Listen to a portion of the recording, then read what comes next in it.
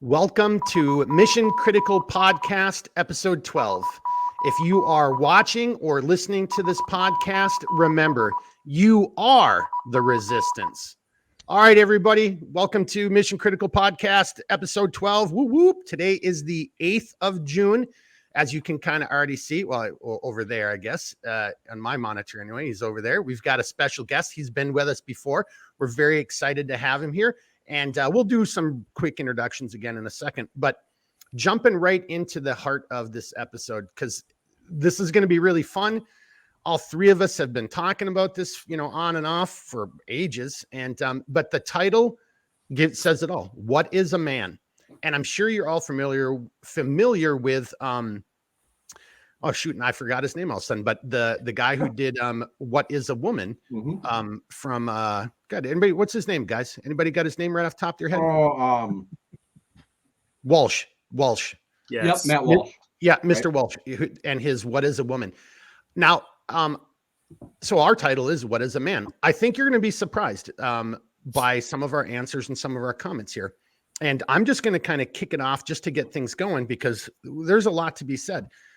I already said one thing. I think you're going to be surprised by some of our comments, but the concept here is what is a man, right? And so I'm just going to throw some things out that might be coming to people's minds almost immediately. When you think of man and manhood, right? So, defending your family, providing for or protecting your family, being athletic, knowing how to hunt. I mean, that's kind of providing for your family as well, being somewhat mechanically inclined, and et cetera, being able to lift weights. I'm going to add a few other things in there and again, these are just broad strokes. So matter of fact, let me just add my things. I'll make one comment, then we're going to do introductions. So I'm going to say things like you should be articulate. You should be well-read. You should know how to cook. You have at least 5 or 10 meals in your hip pocket that you can make consistently and it's edible, right? Which I know there's already a bunch of guys saying, well, that ain't me. I guess I'm not a man. But, you should know how to cook. You should be articulate. You should be well-read, well-versed. You should be common decency, politeness. You can kind of see the umbrella that we're already crafting under the traditional norms and stereotypes. And so that's kind of the intro to this. We'll do a quick set of introductions. I'm one of your hosts. I'm Mark, and the other host who's been eating like a man while we did the intro, Redbeard, a.k.a. Jeremy. And here, actually, I'm going to bring it to a different view. Yeah, there we go. And then, so you all know who me and Jeremy are. We've done intros a million times, but you may not have seen the episode with our special guest. He was on here before. So without further ado, I'm going to let David introduce himself and give you a little bit about his background. David, my good man, hats off to you for joining us again. Thank you, and take it away, sir. Well, of course. Thank you for having me. My background, if you guys all should have been watching that previous episode, just saying. But if you get word, I was a CIA officer with Mark, served in some of the crazier places. I like to say he kept me alive, which was great. We went on some amazing road trips into very dangerous territory, and I was just a backseat driver hanging out, so my background is just that pretty much. I am a father. I'm a husband. This topic is a topic that I think about daily, raising 2 boys. Do you want to give a little plug for Reno Dads? Because I think that is pertinent to this conversation. So, of course, thank you. Reno Dads is a social media organization I started up here in Reno with one of my best friends, where we wanted to explore what it is to be a dad and the various facets of what a dad is, from those first days of anxiety, wondering, how am I going to get through this? The baby's coming. I don't know what the hell I'm doing, all the way up through where I'm at now in the teenage years, just trying to figure out how to navigate those, a much more complicated world than the one we all grew up in. But, Reno Dads is just out there talking about what we're doing, not necessarily doing it right, but this is what we're doing and it's working for me. If it works for you, awesome. If not, what's working for you, so we could talk about that. And we just want to start that conversation and have those conversations here in my local community in Reno, Nevada. So.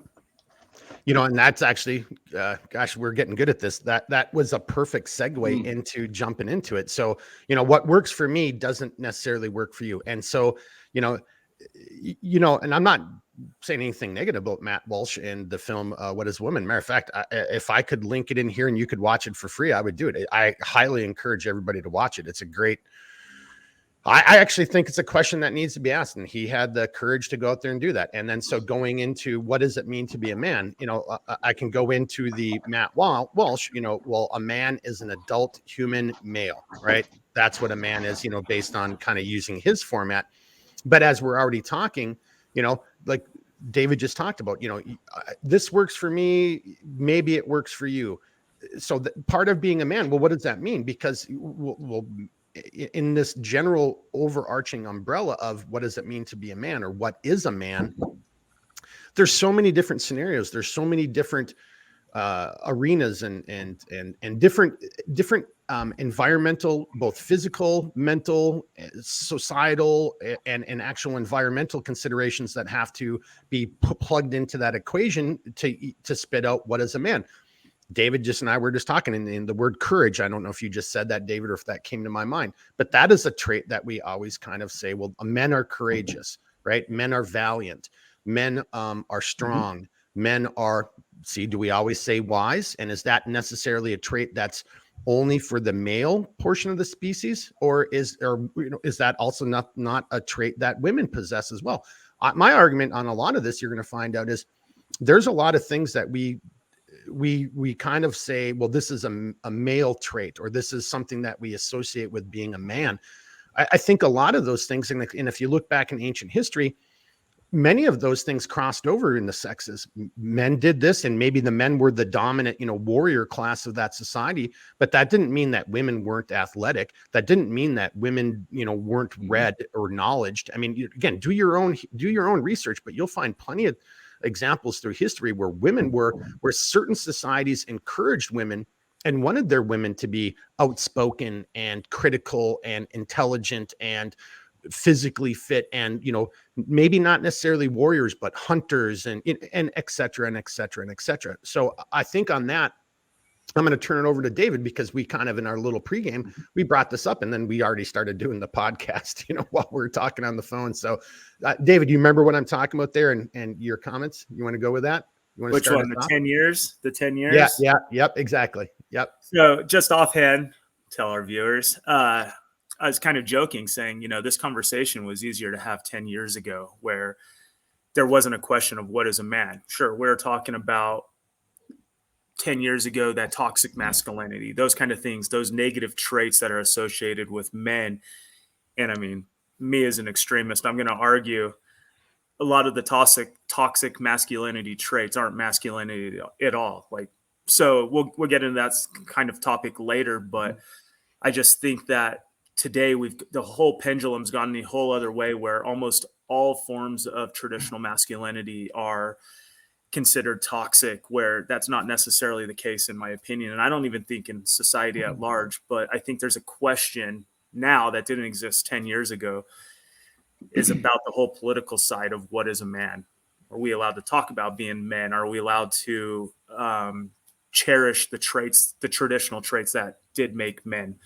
And I think 10 years ago, it just didn't seem like it was a question. And now I think it's hard for men to even have this conversation. And I think how you entered the episode is saying people would be surprised at what our answers actually are.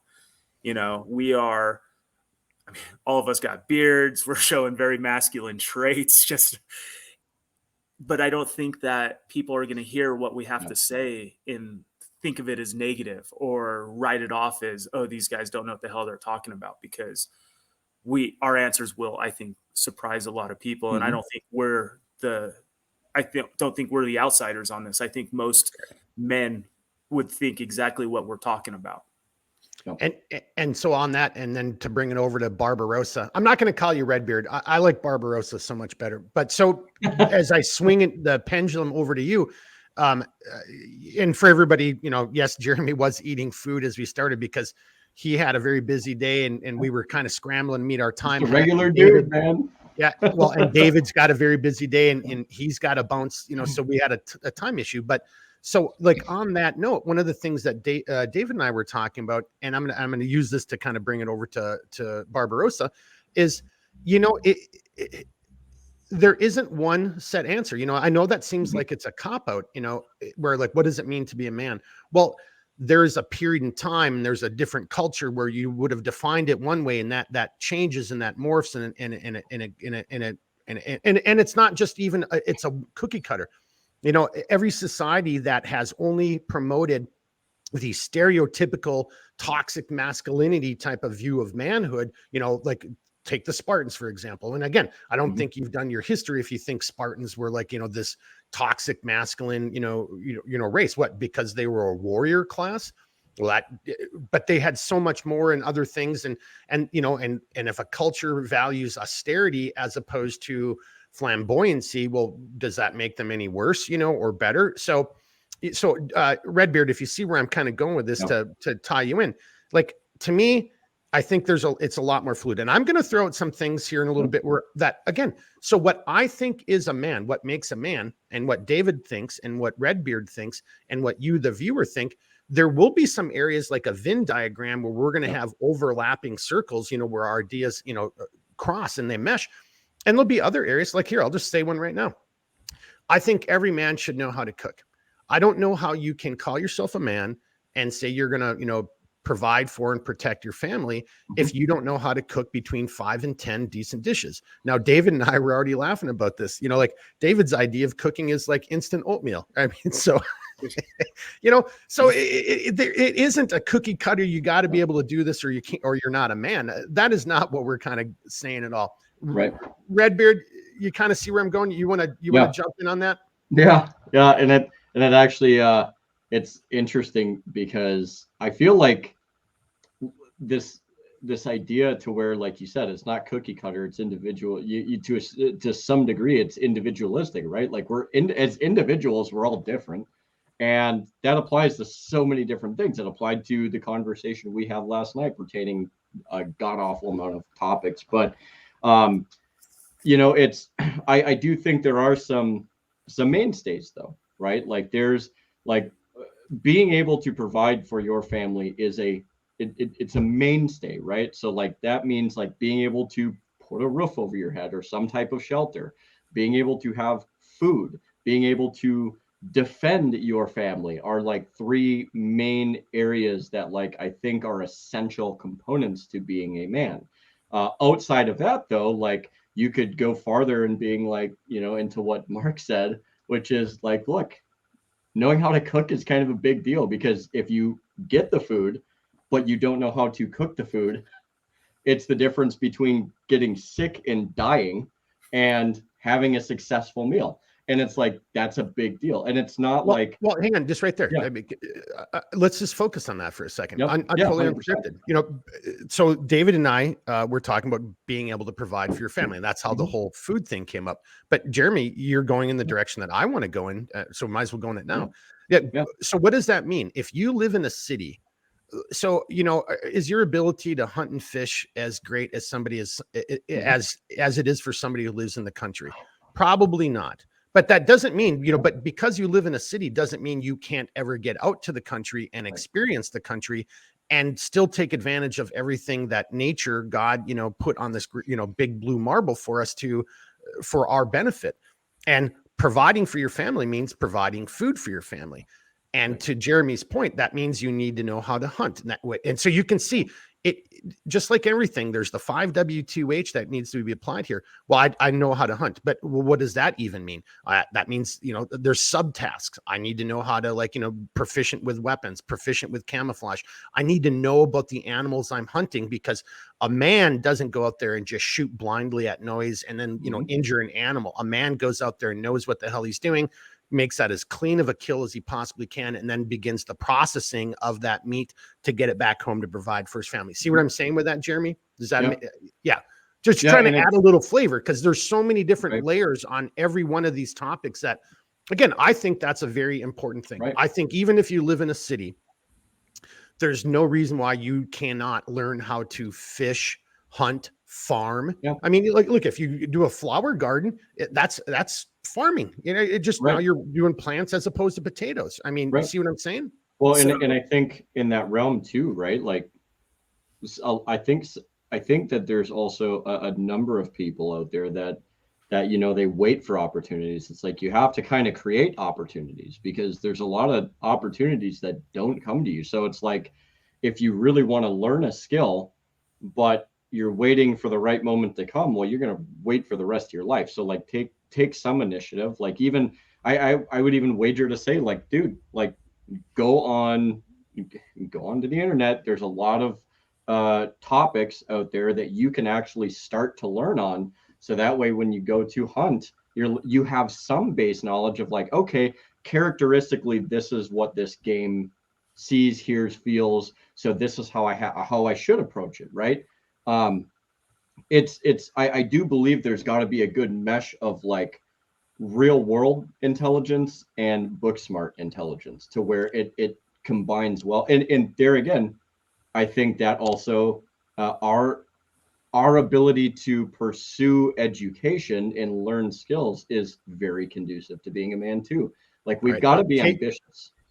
Okay, so you've said two words now that I like. All right, but so table the education. Let's come back to that. I think David had something, Yep. but before I turn it over to David, the other word you used, Jeremy, is initiative. And so, in my humble personal opinion, men take the initiative. Men don't sit on their hands and like, oh, well, no one told me to do that. You know, like, and I know each and every one of us know people like that in our lives, you know, male and female, who just they're not going to do anything unless they're told to do it, you know, at their job or at their house or whatever. To me, that's a pretty shitty quality. The good quality that a man should have is that initiative, you know, an initiative within realms, right? Like, you know, if you Yeah. know your boss doesn't want to move everything from there to here, well, then you just don't take the initiative and do it. But if you see that there's about to be a fire or an issue or a task that needs to be accomplished, you don't need to, and you know it needs to be done. You don't need to wait for somebody to tell you to do it. You just effing do it. Now, David, when Jeremy started and I turned over to Jeremy, you were about to chime in. So I want to bring it back to you because I think you had something you wanted to add. yeah, so we're talking about provide, and we're talking about a very specific sense where I believe in the same thing we've talked about it. We need to provide for our families, our community, our nation in one way or another. But to provide is more than just hunting, right? Yep. In my world, it means I need to bring home the paycheck. I need to create opportunities for myself to be successful so I could provide a great life for my family as well. And to me, I think that providing is such a grand idea that requires more than just skill sets, but the sacrifice, the blood and sweat that it requires, you know, the mental energy that it requires to go out there, perhaps do a job you don't necessarily want to do, but you know you have to do it because that's what's going to allow you to provide for your family. And I think to me, that's a trait. My dad, he provided for our family and he did what it took. I didn't grow up in I barely grew up in any stage of wealth. My dad, to make it to where he could provide for my family, it required two jobs. He did everything that it took to provide for his family. And I think we can't lose sight that provide is on such a grand scale that as a trait that I value greatly, that I think is a very, not necessarily masculine trait, but we as men should definitely consider it as one of our, you know, Mount Rushmore of traits, is providing for our family, no matter the cost, whatever it takes. Well, and just I want to just throw in there. I mean, and I love the direction you took with that. Providing for doesn't, again, as you said, it doesn't just mean hunting or fishing. It could also mean providing a good example, providing a good father figure, providing a good mentor. There's so many ways, you know, that term, you know, provision, provide. There's a lot to that. There's a lot to unpack. So for everybody watching, again, you know, don't just take that like, you know, we're not sitting here saying, well, everybody needs to know how to, you know, like hunt big game or small game or fish, you know, fly fish, you know, or big, you know, lake. No, it's not just that. I mean, maybe that isn't you, and that's okay. That doesn't mean you're not a man if you don't know how to do these things. I would challenge you to like, well, you should at least, try to start to think about it, because what if the grid does go down, or what if, heaven forbid we get hit by a meteor, or, attacked by Martians, whatever. You're going to have to figure this stuff out. And my big thing about it, and this goes into Jeremy's other kind of comment, you don't wait until you're in the middle of a crisis to prepare for one. So that's the same thing about being a man. I know I need to do this stuff. I don't need to wait for my boss to tell me. I can take the initiative and do these things. And David, I think, you've done that, and you've demonstrated that by like, hey, I need to provide for my kids, and I need to provide this role model, this statue of what it is to be a man. And let's all be honest, what it means to be a man is a very different question. And I'm not disparaging the female half of our species. I mean, the female, like, they're beautiful, they're very nuanced, but they're awesome, intelligent, but it's very difficult to be a man. And so what does that mean? We're not sitting here saying it's these 5 things, and if you do these, you'll be a man. That's not what we're trying to say at all. All right. So dispelling that myth. Jeremy, you want to chime in on that right there? Or David, you want to add to that? I kind of took your comment and ran with it a little bit. You got anything to add before I turn it over to Barbarossa? No, for the most part, that's it. Providing is a major function of, it's part of the relationship, and in today's society, it, unfortunately, or better or worse, whatever you want to call it, does take 2 people in a household now to provide for that household. And we could talk about the societal changes and all that. I get it. But it's just not in me to not take an active role in making sure that I'm providing as much as I possibly can through my skills, through my dedication, through my own sacrifice, to provide, not just sitting around and expecting it to be provided for me. It's the initiative you go back to. Like, I'm taking an initiative to play an active role in providing for my family, and in all aspects of providing, serving my family. And on that, to turn it over to Barbarossa, something I want to throw in there, because what's the other side of the coin of what David's talking about? The other side of the coin is the yeah, but monster, or the excuse monster. What David's saying is like, and this is my personal opinion. Men don't make excuses. When I screw up, and I know I screw up, I'm like, I screwed up. I effed up. That was all on me. And I own it right then and there. Right. When I've made a mistake and I'm not sure why or how that mistake has happened, I also don't come up with excuses for like, well, yeah, but you did. Yeah, but. No, it's like, okay, can you show me again how I'm supposed to do this? Because I clearly did something wrong. I must need some retraining on this. Can you demonstrate that one more time? And then maybe watch me as I'm doing this, because I keep screwing something up somehow. That's what, in my humble opinion, and that goes into what, David's talking about. And then to bring that over to Jeremy, Barbarossa for comments. But that is another thing that I personally think men should do. That is a quality that I grew up with, thinking that's what it meant to be a man. And unfortunately, I see the exact opposite of that a lot nowadays, where it's always somebody else's fault, and it's always somebody else's responsibility. That's not how I grew up. So again, you could argue with me right now and say, oh, Mark, you're full of shit, and real men blame everyone else. I guess if that's your argument, but I don't see it that way. Barbarossa, a.k.a. Redbeard, what do you got?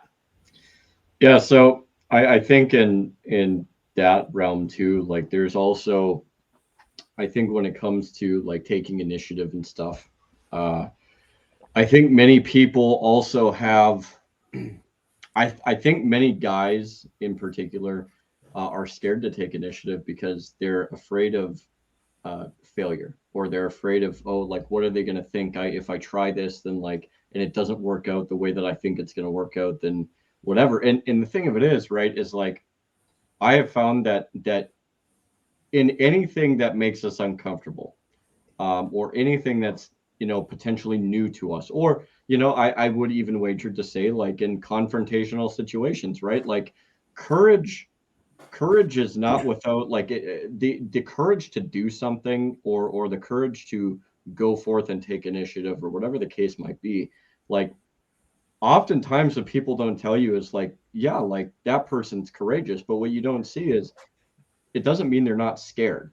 And I think that anybody that takes like, a realm of initiative, or steps out of their comfort zone, especially as it pertains to men, like that, yeah, like, you're scared to do something because you've never done it before, or you don't know what the results are going to be, and that's perfectly okay.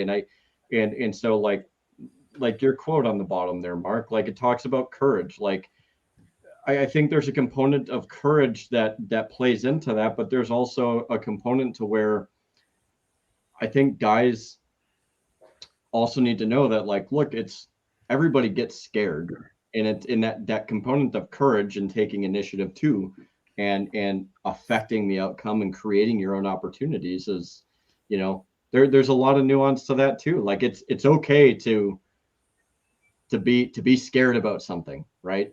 Because there's a lot of variables and things. And you're talking about that, fear and courage and overcoming. And there's probably somebody right now, thinking about like, combat military type operations. I could definitely tell a couple stories that would bore you, to Jeremy's point, where like I'm getting ready to do something and I was scared shitless. I still went off and did it. And there's other times I wasn't scared at all. But that only pertains to a small percentage of people who unfortunately are put in those type of situations, right? But each and every one of us, whether you've been in that situation before and now you're over here, we're all in that zone. And I'm not saying, look at us, but this isn't what I wanted to do. I didn't want to start doing this podcast. This is an anathema, right? So I'm not saying, I'm being courageous. I'm saying there's a lot of fear, and there's a lot of, it kind of goes into, if you're watching this, you are the resistance. That's what I'm really trying to say and I think that's a trait that is both a feminine and male trait, but it's something that we as a society really expect men to be, which is, yeah, I know you're scared. Speaking out and speaking your mind and defending the weak and defending the poor. And you know what? To this day, even though, and I hate to say it this way, it's probably not quite 50%. It's probably 40% of the time that I say ma'am or sir or open a door, I get that shitty look. So, there's a part of me, it's like, well, why would I even do this anymore? So it's not courage to keep doing it. It's because I know that's what I should do as a man, right? I should show respect and courtesy to other people I don't know. And if they don't like that, and if they yell at me or give me snide looks or say, smart ass comments, well, that's on them. That's not on me. So to Jeremy's point, you have to continue, you have to persevere and drive through that. And that's also courage in and of itself too. So, because I know there's a lot of people out there who are very black pilled right now. They're like, well, why would I even do this? I was raised to say, take my hat off, or stand up when a woman comes into the room. You do that nowadays, and people are like, what's your, like, you're treating me differently. Like, I'm treating you with respect. If you don't want me to treat you with respect, I guess we can go down that road too. I mean, I don't quite get it, but I'm still going to have the courage, or maybe it's not courage. Maybe it's just the stubbornness of, no, this is who I am. And I think this is what makes me a man is that common decency and that common courtesy, not only to the female side of our species, but to, adult male strangers, or even children that I don't know. Right. I mean, did I take us in a weird direction, or did that kind of add to what you're saying? No. And I think it makes sense. And I think in that, right, like courage is also the ability to go forth upon something when you're scared, right? Like it's one of those things, right? Like, God, this is really going to suck. I'm absolutely terrified because I don't know what's going to happen, but I'm still going to do it anyways because, you feel convicted in doing that, right? Like you feel a sense of principle, or you feel a sense of motivation that's like, this is the right thing to do.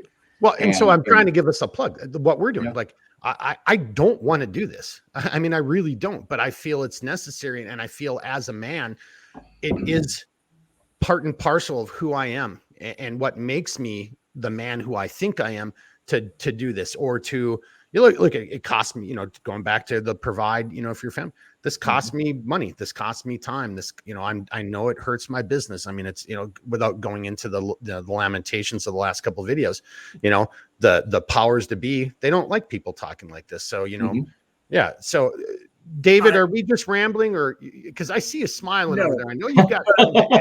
So I go back to it. Everything's so broad. I look at everything as, to be a man, you got to protect.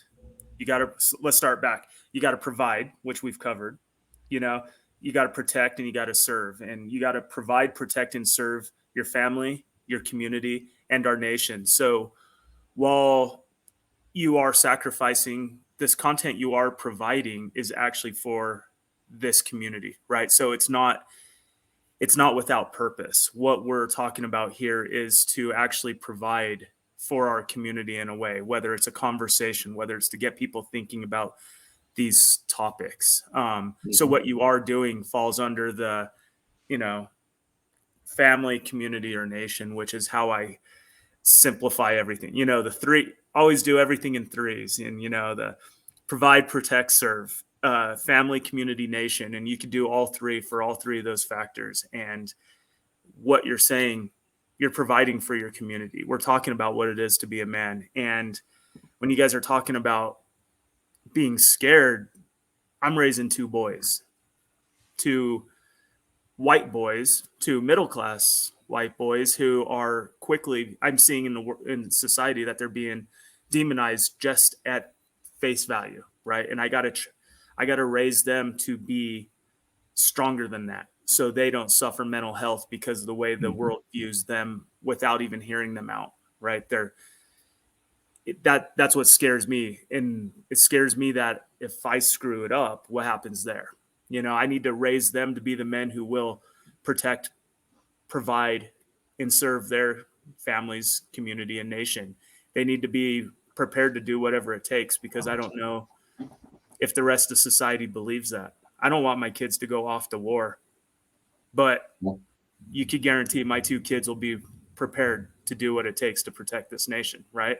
I don't know if other folks are raising their kids to be ready to serve all aspects of life, right? So it is a vulnerability, which is, we never talked about, emotions. That's a toxic masculine trait, talking about our emotions. And we should be, and I agree, we should be talking about that. Yes, I am scared, right?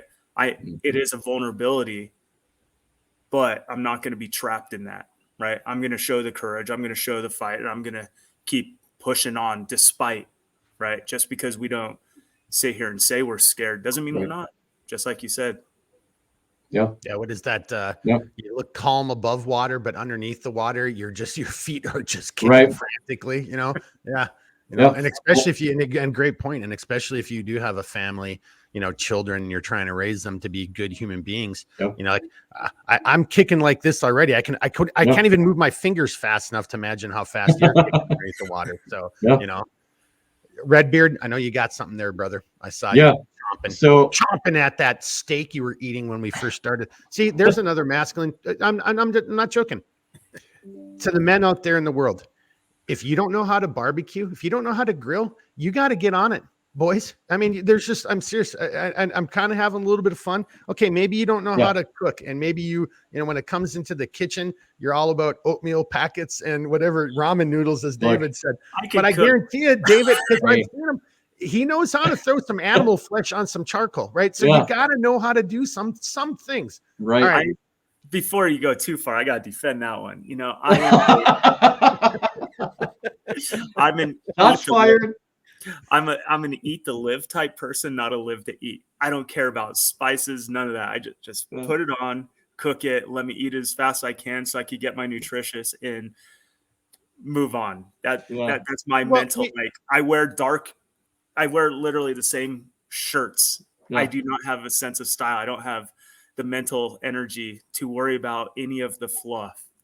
Yeah. Well, for everybody watching, there's 2 points here. One, I've been with David where it really matters, and he does have a sense of style.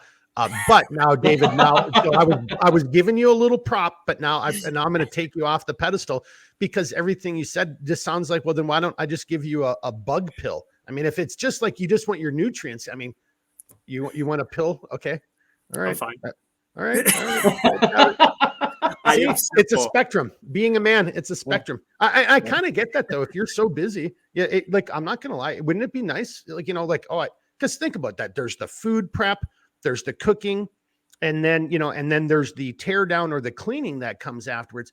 This is a pretty substantial period of time if you're going to make a somewhat decent meal that's not just throw it in the microwave, because that's not cooking.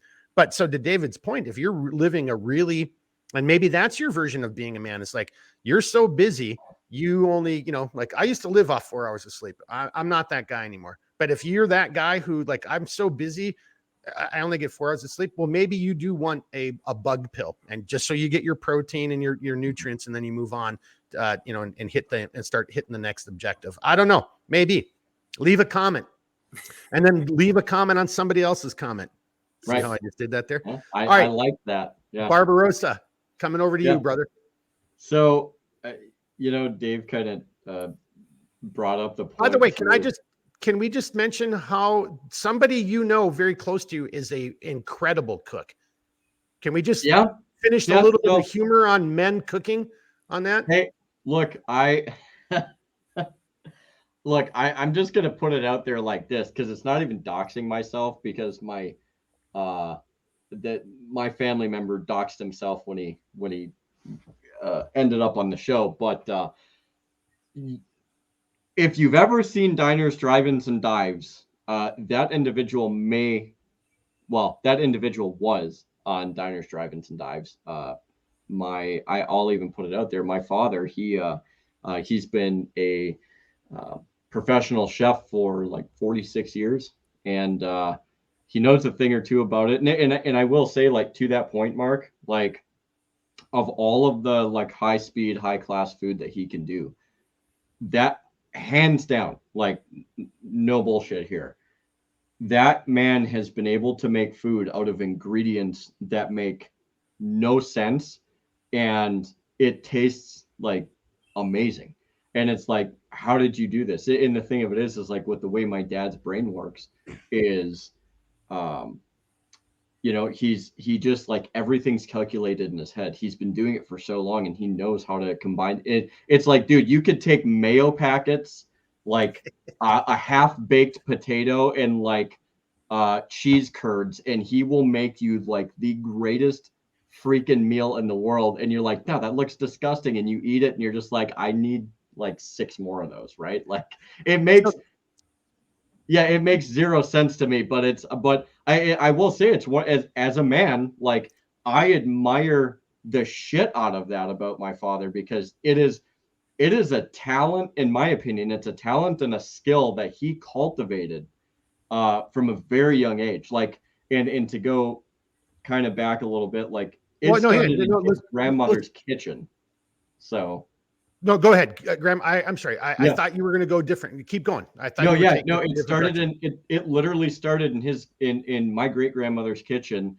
To which, if you were ever in their kitchen, all they spoke was like very thick German, right? So all he heard was, like, little Matt, like, it was this growly, like, my great grandfather was just super thick German right off the boat, right? But like, that's where he learned like some of the most like incredible skills that, in my opinion, any person should have. It's not just a man or a woman, like any person, like, in the devotion and the dedication that he's put towards his craft, like, to me, is very admirable. Because one, what has he been able to do with that? One, he can make food, like, no, there's no doubt about that, but he's been able to provide. He's been able to keep a roof over my head growing up as a kid. He's been able to provide for my mother in meaningful ways that creates a better household as well. Like, there's so many different things that through that skill set he's been able to do. And to me, like, that's huge, and well, so hang on right there. So it's so huge. And this, I sorry to interrupt you, but let's break this back down into like what is a man. Yeah. So if we want to try to categorize, what it means to be a man. So that's the skill set, right? And I think back to what David was saying earlier, like, when you realize that, hey, I'm really good at something, right? Whatever that thing is. Well, I mean, a man is going to like then try to take that and say, okay, well, can I use this? Can I translate this into a skill that's going to provide for my family, provide for me, and then, maybe have a positive impact.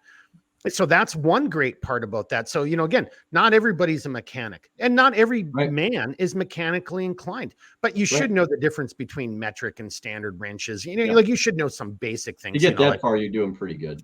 Yeah, well, yeah. If you open up the hood of a truck and you don't even know where the windshield wiper, fluid reservoir is, like, like honestly, just but then be a man and say, I don't know the first effing thing Yeah, about so trucks. go learn. Yeah, then and either go learn or just acknowledge it.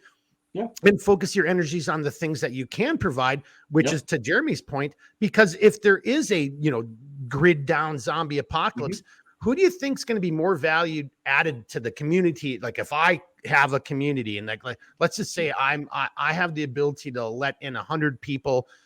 Do you think I'm going to let in the stockbroker or the social media influencer? Probably not. Unless they've got other skills that, that are secondary to their And they very main well might, occupation.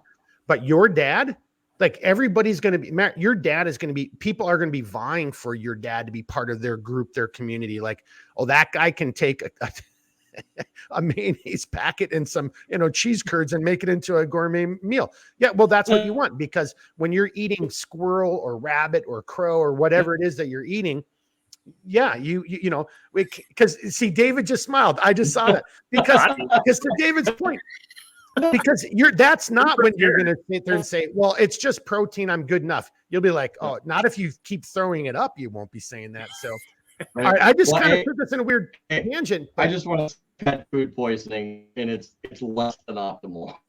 Right, you froze up on us. What did you say? Oh, jeez. Can you see me? Well, you're frozen though, like a pizza. You're like a frozen pizza, and that's not cooking. Well, yeah, all of the screens went black on my side at one point. So now you're kind of coming back, but David, I know I can see you smiling. I know you want to chime into that, but before I give it to you, the one thing I'm going to say is like, I also know many females who don't know how to cook, and they, think that, Uber Eats or frozen pizza is a dinner. That's, boys and girls, that's not cooking. So as you see, though we're talking about what is a man, a lot of these traits they're interoperable. They transcend both, genders, both sexes, right? It's like, there's very athletic women, and that's not frowned upon. And there's many societies that really encourage that. There's very, and everybody should be that, so we still have yet to define what is a man, because, and I don't want to get ahead of myself. I'm going to bring it back over to David. All right, sir, what do you got? Well, kind of going on that point, we talk a lot about specifics of specific skills, specific concepts and ideas that, knowing your wrenches or hunting or cooking or any of that. And I go back to, as a man, we need to provide, right? Let's just go back to that. As a man, we need to provide. And whatever that means, whatever that providing for our family means to us, that's what we need to do. What I do to provide for my family is different than the next guy, to you guys, to whoever, right? We provide in different ways. And as long as we're providing, checking that box, I think we're doing what it takes to be a man in that relationship with our families. Right. And that doesn't take away or make you more or less of a man if you do it in a different way, right? But I just picked on the stockbroker guy. That doesn't make him. Yeah. Okay. Yeah. And that's what I'm saying. That stockbroker guy, he's providing for his family, his community, his nation in the ways that he does it. Right. And we each play a role in this big machine. And that's why, it's fun to talk about specific things. We should be able to hunt. We should be able to load our M240s. We should be able to do all this stuff. Right. But each person is a little bit different when it comes to what it means to be a man. If we check the box of at the very top, you got to provide. Yeah. 100%. And as long as we are all working up that mountain, there's many paths up to the top of that mountain. As long as we could at least concede, providing is a major function of what it is to be a man. And again, it's not necessarily man, right? Women also provide. They provide in different ways. They provide in the same ways. So it's not necessarily a masculine trait, but we should champion it as a trait that we're going to stand behind. Whether females do it also or not, it's irrelevant. Like Correct. My wife provides in the same ways for our family that I do. I provide for our children in a very uniquely dad way, where my wife provides in a very uniquely mom way. Right. And so I don't want to draw lines saying some men don't do it this way, they're wrong. But as long as we're at least acknowledging our responsibility is to provide for those in our care rather than deferring that providing to somebody else. I don't want someone providing for me if it's within my power to contribute, Mm-hmm. to also provide, right? And I think too many men settle on being, I don't want to, jump into that line, but like the stay-at-home dads. I totally get the Yeah. stay-at-home dads, especially when the wife is highly skilled in a certain set where taking care, like somebody needs to do it. I get it. That's how they provide for their family. I'm just saying, when we talk about providing for our families, we need to decide what's the best way as a man for me to provide for my family, and what's the way I do it, again, is different than the next guy and is different than the next guy. But the one thing we have in common is we share that as a value. Well, and then, excuse me, and there you go. You just made me think of two kind of responses or comments, and then bring it back over to Barbarossa. I was in Chicago when I lived in Chicago. That's where I was going to grad school. And I think they're Trader Joe's. I think that's what it's called, or Trader Vic's or something like that. But so I lived on the the kind of just north side of Chicago. And I'm at one of these grocery stores. And as I'm walking in, I hear a guy talking to somebody else from the neighborhood who he hasn't seen in a long time. Obviously, they knew each other. And I'm not trying to eavesdrop, but I'm just tuned to my environment. I'm paying attention. And yeah, well, there's that too. I wasn't at that time, but I guess I was, and I didn't even know it. But the comment that he made goes to something you just said, and so. And I don't know the rest of the story, and that's where I don't want to cast dispersions on this gentleman. But all I heard him talking about was he was working like 100-hour weeks, and and he doesn't get a chance to see his family and his kids. And I just thought to myself, and then now fast forward to what David just said. I fast forward to my life where I'm in this world, and I am working more than that. I'm pretty much working every minute except when I'm sleeping, and even then, you're not really sleeping because there's a million other things going on. And I'm like, I wonder if he did that.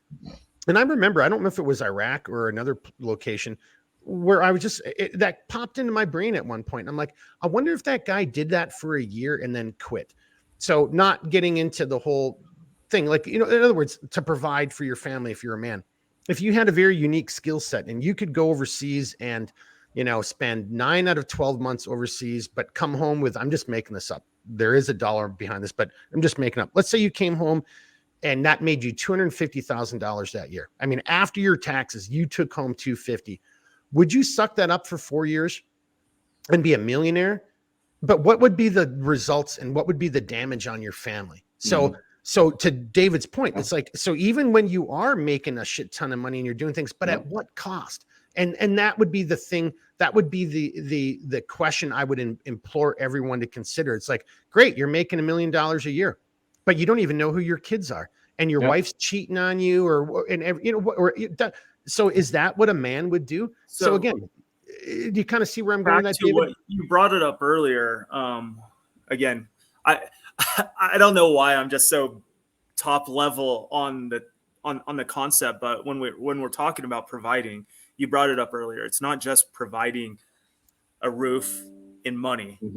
Right. If that's what you have to do, again, my dad worked 2 jobs. He didn't have much of a choice but to do what he was doing. Those of us who've gone overseas and spent, significant amounts of time away from our families to provide, right? We're serving still. There's a whole bigger umbrella of what we're doing. But you brought it up earlier in the episode that providing is more than just bringing something in. It's providing a role model for my sons.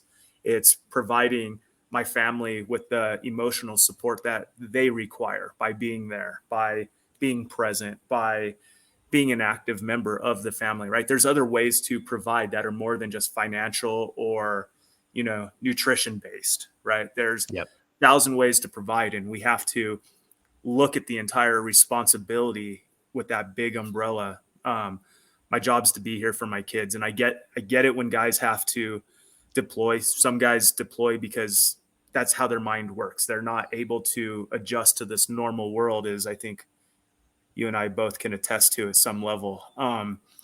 So a lot of them sign up to go on to another tour and whatever. But like, I get it. There is an amount of sacrifice and there's an amount of stuff you're willing to do, but providing for your family is a lot bigger than the paycheck in the house. Amen. Damn right. Hey, fellas, quick question. So we're at just about 50 minutes right now. David, I know you got to bounce because speaking on this whole, what does it mean to be a man? Because why don't you tell everybody why you have to take off here soon? I got to provide transportation to my children to their baseball games. Yeah. But it's not just a baseball game though, is it? It is. It's the baseball games. Oh no! I dare I say my son's team lost, so we are not in the championship. No. I've made it to the championship 4 out of the last 6 teams I've coached, and this is one of the 6 that I did not make. Or one of the. Oh, I thought you were in the running, brother. Oh, we were. Well, epic meltdown. Yep. Well, hey, kids do what little kids do. Well, and then see, but there's a thing right there. And I don't even know the answer to the question that I'm about to pose to David, but I guarantee somewhere during that event, that real world, that happened. It's not combat. It's not zombies. It's a freaking baseball game. But those are moments. Those are teaching moments for young men to become men. Right. So can you use that? I mean, I'm kind of throwing you on the spot right now, but was there anything like that in there? I love the concept of coaching and being around these teams, because what we are teaching them, of course, we're teaching them a little bit of baseball, but if you watch some of my teams play, my ability to teach baseball might not be that great, but we're teaching just like them you're more. Cooking, apparently. Yes. I love this. Oh, wow. We're teaching them life skills, right? We're teaching them they're afraid, right? They're going up to the pitcher's mound when the game's on the line, the season's on the line, the game. Like, I hate it. I hate sending these kids off to battle, on the front lines, knowing that, there's a chance that they're going to lose, or they're going to blow it, or they're going to choke. And that's part of life. Failure is part of that life. The tears come, and helping them understand that's okay, right? It's okay. Like, it is okay to be upset. It is okay to be disappointed, but let's focus on what you just did. You just went up to the mound in the biggest game of the season. You pitched your heart out. Maybe it didn't go right that way, or maybe you struck out with the game on the line, whatever it is. I've seen it all this week because I watch all the games for the league. I'm part of the board and all. I've seen a kid strike out with the tying run in the bottom of the 6th, the last inning, the tying run on 3rd, the winning run on 2nd base. I see kid go up there, one of the big names in the league, and strike out. Season's over. Don't get to go to the next round. And the amount of courage that takes. But these are what we're trying to teach our kids. These are the values that I have the opportunity to impress upon them, is when they lose, how to lose. When they go up there in these scary situations, no one's shooting at them. They're not going to some crazy terrorist town. I get it. But for a 10, 11, 12-year-old being on the mound with the game on the line, that's about as stressful as it gets, right? And watching them fight through that is a life skill that's going to teach them so much more. And we're modeling that behavior when we're working with the kids when they fail, to keep their heads up, to find the positive, to keep going back out there. Like, just because you failed now you're going to hit the mound next. We're going to do it again, and these are the skills that, when we talk about providing, again, that big umbrella, we're providing the skill set emotionally and mentally to handle these challenges in life. Because if you struggle with that situation, at least you went through it. So other situations you're going to be better apt to handle. And that's why I love sports. Sports could teach kids so much more about life than, dare I say, sitting in a classroom reading a book, about history or whatever. You learn valuable lessons there also, but being able to handle the challenges in life, they're going to translate to, you're thinking back to sports. You're thinking back to that breakup with the girl. You're thinking about, I always tell my kid, I hate when I say it like this, but I tell him, the girl you should go after is the prettiest girl in the room. And the reason why is because if you have the confidence to talk to her, you're going to have the confidence to talk to your teacher about a missing assignment or asking for extra credit, or a boss about a raise, or go into a job interview and fight for yourself for what you want, because you're going to have the confidence because it started right there. And maybe I'm rambling, but this is why I love these lessons of working with kids, coaching kids, being a dad to 2 boys. There's a lot for me to provide them to turn them into the men that they need to be for the society, for our community, and hopefully their families. I hope everybody who's watching this hits pause right now, and then and again, if we had somebody or more time, that what you just did would be a short from this episode, because I think that was very powerful, and everybody needs to listen to that again, because I can't even keep up mentally with the all the comments I wanted to make to what you just said. I think that is so salient, so important, and it goes in everything from, it's not combat, but those life skills they're getting from a game are helping them. Unfortunately, should they ever find themselves in that situation, they will be better, more robust men, more capable of handling that stress and that trauma. From, again, it's not the same thing, but to a 12-year-old kid, that's still pretty freaking traumatic. You know what I'm saying, David? I mean, like, it's got to be a building block for these other things that happen in our life. I mean, sports and competition, like, and I hate to say it this way, but like, there's an attack on all this stuff in our society now. They don't want, like, no, or kids doing this, like, he's a 6-year-old boy. That's what 6-year-old boys do. And this is what we need to encourage, because I don't want this 6-year-old boy to turn into be a 21-year-old, wet spaghetti noodle. This has got to be a man who can deal with challenges, whatever that adversity is. And we're not talking combat here, but whatever that adversity life throws at him, he's got to be able to deal with it, and deal with it in such a way that his children look to him and say, yeah, my dad's got his shit together. Yeah. And that's what's so important about sports. And I hate the toxic masculinity concept, because it's become so focused on all masculinity, and competition is among those things. It's in our nature. Yeah. It's in human nature, not just men's nature, but especially men's nature, to be competitive. And we bring that out in sports. And I just wanted to throw this up real quickly. If I drew out a list of what it means to be a man, you need to know something about sports ball, right? I don't care what it is, but you have to have something. Look, I know there's a lot of people who don't like sports, or like they think watching baseball is boring or golf is boring. Well, then get out and play frisbee golf with your friends, or go whatever. Find something. I don't care if it's bocce ball, croquet, badminton. I mean, like, the moment you think, you're like, oh, all those things sound pretty lame, Mark. Like, really? Go out there and start competing with somebody. And then suddenly badminton, and it's like, smash, cry, you're getting into it, and you're learning lessons. And one of those lessons I think we already demonstrated is, I think a value that men have is knowing how to give each other shit and how to take shit, right? Like, we've are giving each other shit so many times, like, and no one's like throwing down their hats and saying, that's it, I'm going to kill you. Like, none of that crap. It's like, no, guys, this is part of that development, that it hardens. It either hardens us or hones us, however you want to say it. I mean, I like honing, because honing means sharp and hard. It hones us into the humans, so we can be prepared for that adversity whenever it shows up, in whatever form it shows up. In one of my personal, I don't know, hobbies or interest, if you will, is the mental health of children, just watching. And that's why I go back to the sports.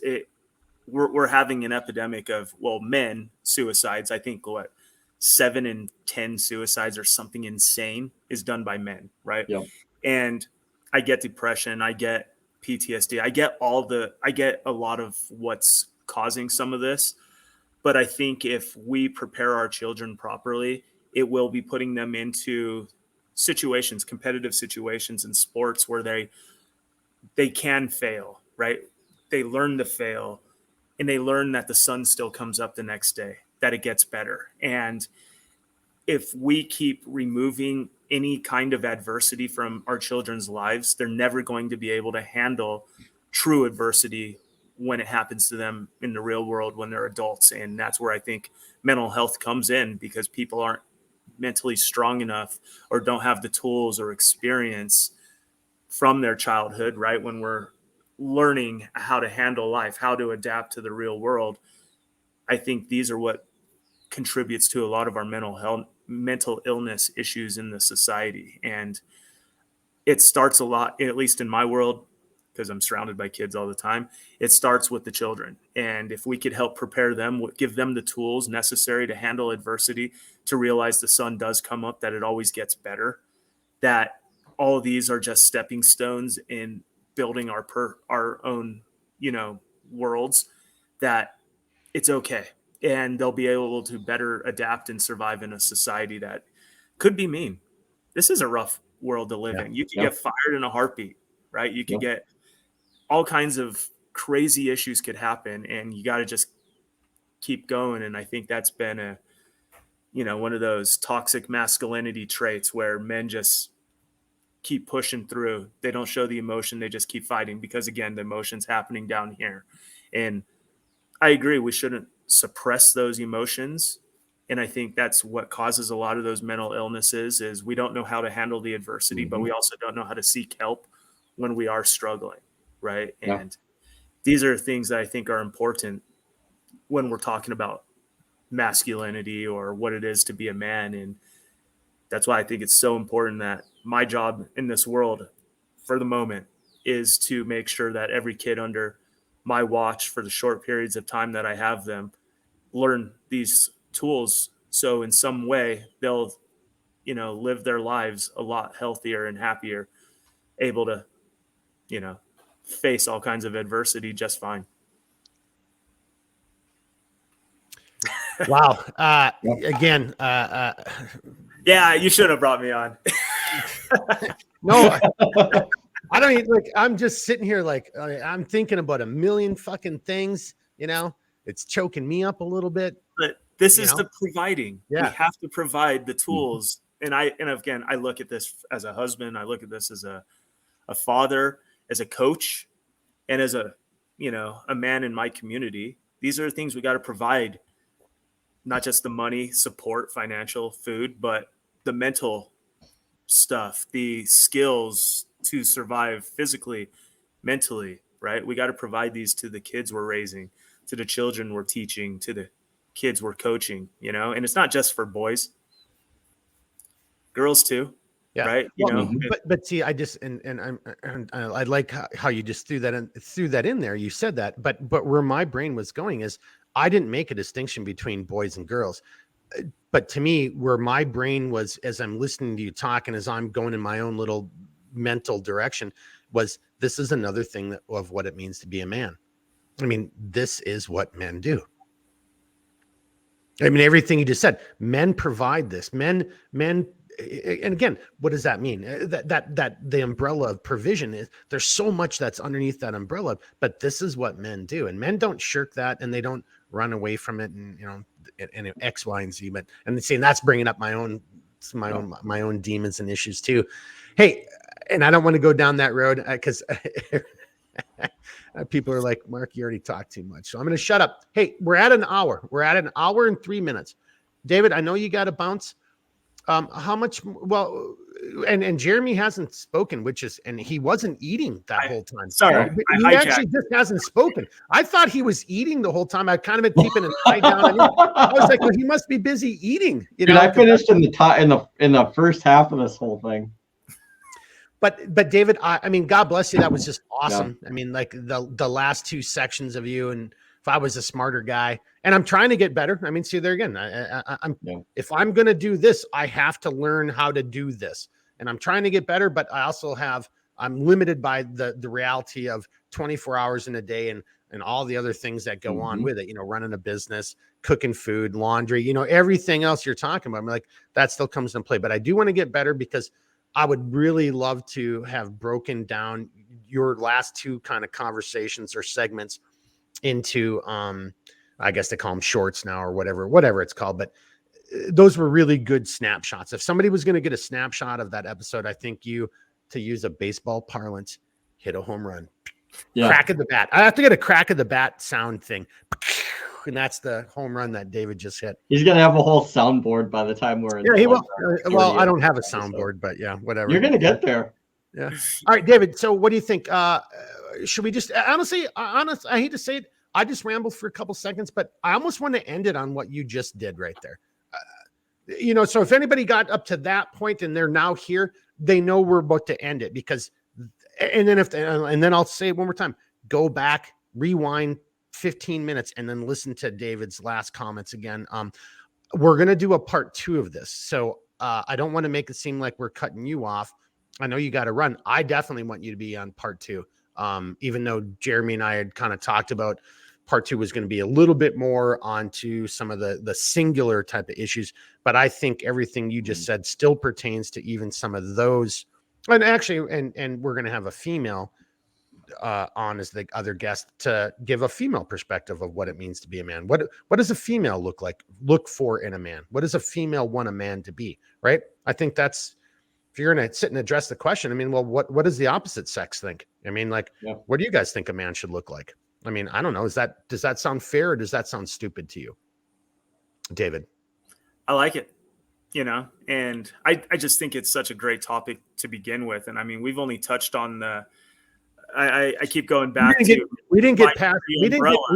we haven't gotten past provide, protect, right. and serve. We haven't got past that. Yep. Or serve. And those are two of, I mean, I could rap forever on those two as well. Like, I love it. It's a great topic. And I think this is what's needed. It's not hostile. This isn't shaming anybody. This is something we all could take a little bit away from and say, all right, I could live up to that ideal. I'm going to strive to be better, Yeah. All right. Well, then, Jeremy, I say let's give you then, with David's permission, let's give you the closing comments and the outro. And David, are you okay with that? Or do you have any pearls of wisdom you want to share with us here at the very end? Dude, I'm just stumbling my way through all this, to be honest. Like the whole parenting thing, the podcast, the coaching, you just figure it out as you go. You just trust that the values you have are, taking everybody who's under your watch in the right direction. It's the captain who's just saying, head that way, please follow me, So I'm going to throw in one last little comment. And you made 2 points. At the end, you mentioned a captain, but then you said you're just stumbling through this. So I'm going to take the stumbling through it first. Well, that's life, isn't it? Because we're not born having done everything. So of course we have to stumble through things. So, but just like the captain part, when you're the leader, leadership is very lonely. I mean, if you're a serious leader, it's a very lonely position to be in. If you're good at it, it's even more lonely, because we'll save that for another conversation. But to David's point, I think one of the other things, my final comment is, being a man is also knowing how to cultivate, seek out, find, David kind of knows what I'm saying. I'm just not saying it in the CIA speak of spotting and assess, but you have to identify, you have to look for other like-minded individuals, because you're never going to do this alone. And if you try doing this alone, it's already a lonely job anyway. You've got to find other people. So that's my kind of final appeal at the end, is being a man isn't something that you can just do by yourself, because there, as we've kind of tried to point out here, it's too amorphous. What does that mean even, right? There's so much to unpack from that conversation. So for anybody who's watching this, you can't do this on your own. You've got to have a friend, another male that you can reach out to and say, whether it's about baseball or talking shit or, bowling or whatever your struggle is. If you try to just crush this down inside, which most of us do, it just doesn't work as good as if you can find that one or two, or maybe even you're lucky and you even have a few more. But if you can find those trusted confederates that you can talk to and be honest with and open with and emotional with. And I think that's another thing about being a man. It's like, everybody talks about the greatest generation, my grandfather, maybe for other people, maybe great grandfathers, and they never talked about this. They never did this. I'm like, that's not true. They definitely did, but they only did it with their war buddies and things of that nature. So Anyway, that's my kind of final appeal. David, one last comment from you. Otherwise, I'm going to turn it over to Barbarossa, who's been eating food this whole episode and Nope. not talking.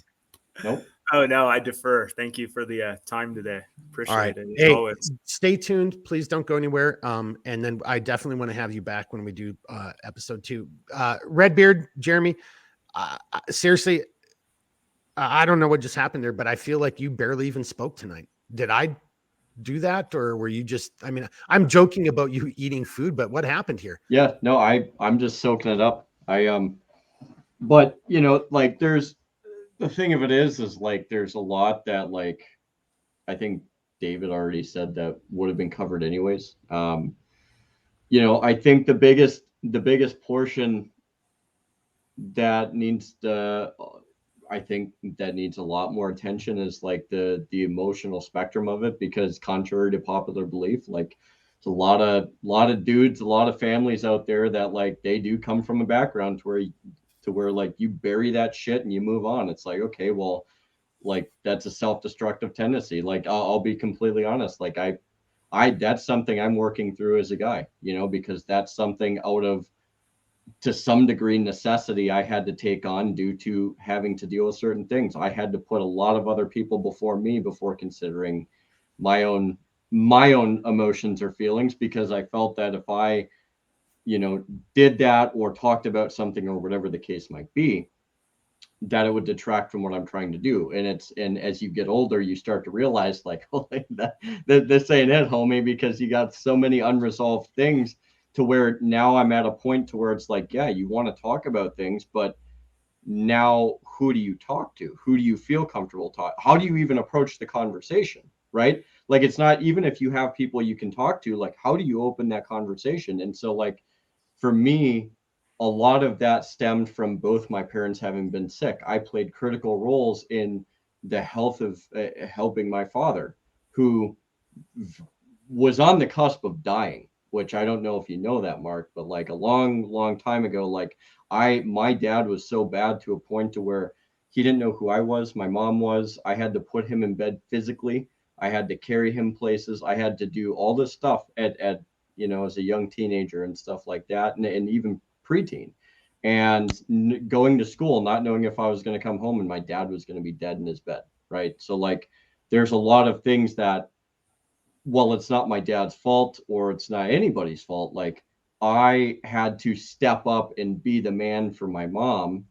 And in doing so, I sacrificed my own ability to express emotion, because to me, if I did that, in my thought, I was like, if I do this, then I'm going to look, weak or not as strong for my mom, when in fact, that's not the case. And so like, I think that's a good point that you brought up, Dave, is we have to talk about things. Like, it's not a point of weakness. It's one of the greatest pillars of strength that we have, because if we don't, it's like, think of it as like a cancer that it starts eating away at that core, and then all that's left is the husk or the shell on the outside with no form of stability.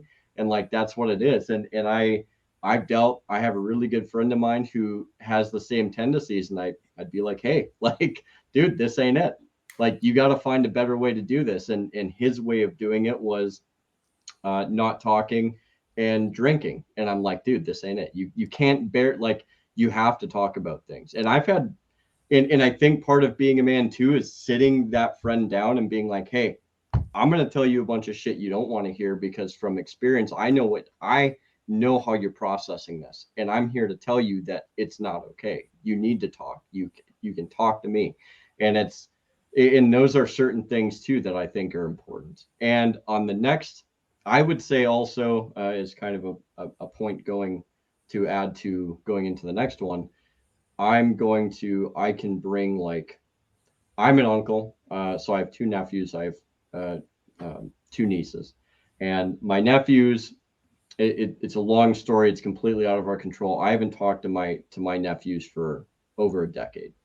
And that's nothing to do with me or my family, but my brother's ex-wife, who is, well, that's a long story. But the point being is, I still have an opportunity to cultivate something meaningful with my nieces, which is what I have diligently tried to do. And from a perspective of being an uncle dealing with my nieces and helping cultivate, like, add and provide to their life, like it's somewhat different in that realm too, because you have a different spectrum to certain degrees that you have to deal with. And so I think as a guy, having the flexibility to know, like, okay, this works really good with guys, this maybe not so much with women, or whatever the case might be. So I think going into the next one, I think that'll be really interesting too, especially because we'll have the female perspective and being able to mold that into. That's basically all I have. So, well, then take us on out, brother. yeah. So, and by the way, I did not know that about your dad. And see, and I'm just going to throw my 2 cents in here. Yeah. But like, these are and I like that, because I think maybe having the female guest on and having some of these conversations, but because both you and David have stated it directly. Mm-hmm. There's a lot of things about being a guy that we just kind of just crush down, we just push down, and that's not very healthy, right? And super self-destructive. Yeah. And it's probably why, like, so many people of that older generation, drank themselves to death, or but let's save that for the next one, because mental health is a huge thing. It really is. I mean, and it's not a joke. I mean, and part of being a man is recognizing it and dealing with it. Damn right. A part of being a man is being able to identify and admit your shortcomings or the areas for improvement. Like, hey, I'm not really good at, I can't do this or I can't do that. So I need help in those areas. That doesn't make you a lesser man. That, in my opinion, that makes you a smarter, wiser, better man, right? And a better example. Yeah. All right, take us out there, brother, man. So, David. Oh, hang on. Let's give David one last little comment or opportunity. I'm good. We're good. Sure? Hey, I do want to say this though. Your beard is looking better from tonight than it was the last episode. Oh yeah. Did you do something, or what happened there? Probably brushed it down. Oh, it's looking really good. It's getting competitive on us. It's on its way. Barbarossa. I think he's coming for your title. I think he's coming for your title, man. Yeah. We're getting close to bringing it down to the rest of my hairline. It's hot.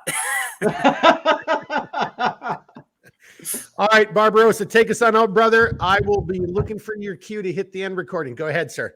Yeah. So on that, I just want to cover, we're all very grateful to have everybody who stayed here and watched this. Again, we're kind of dolty. We have our shenanigans, and like Mark always says, we're just a couple of guys that put our pants on the same way. I might put my right leg in where he puts his left leg in first. Who knows? But it's still again, one leg at a time, brother. It's still one leg at a time. Right. Well, I've tried 2 legs at a time and it don't work so well. That don't work. So we're very grateful. We appreciate everybody that stops by. Again, like Mark already pointed out, leave a comment on other people's comments. Like, it does help. And like and share this with your friends, especially if you think it's something that might get a little under their skin. That's a good thing, So there's nothing wrong with a little bit of controversial exposure. So with that being said, look, the flame of liberty shall not and will not ever be extinguished so long as there are good people there willing to preserve and defend it. So on that point, Mark, that's it. That's all I got. All right, everybody. Thank you for watching episode 12. Thank you very much, David, for being here tonight. He's got a baseball game to go still play. And, you killed it. Yeah, and we'll see you again next week for episode 13. All right, thanks, everybody. Heck yeah. Boom. See ya. Bye. Woo!